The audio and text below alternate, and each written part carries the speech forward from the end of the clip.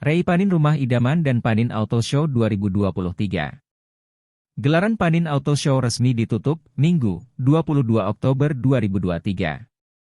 Transaksi KPR menapai 196 miliar rupiah, jauh melampaui target 100 miliar rupiah dengan total 326 unit. Sementara kredit kepemilikan mobil 75 miliar rupiah dengan jumlah 25 unit. Turut hadir Kepala OJK Regional 6, Darwisman, Wakil Wali Kota Makassar, Fatmawati Rusdi dan lainnya. Regional Manager KTI Panin Bank Andi Hudi Huduri menyebutkan, Panin Auto Show, yang digelar di Mall Ratu Indah, Mari, secara konsisten digelar sejak beberapa tahun lalu. Sempat terhenti saat COVID-19 dan kini kembali dilaksanakan. Tentu kami terus bersinergi dengan DPD REI, ujarnya. Diakui, dari gelaran ini, pihaknya tahun ini menargetkan transaksi 100 miliar rupiah selama pameran. Namun realisasinya jauh melampaui target yakni 196 miliar rupiah dengan total 326 unit untuk KPR. Sedangkan kredit kepemilikan mobil 75 miliar rupiah dengan jumlah 25 unit.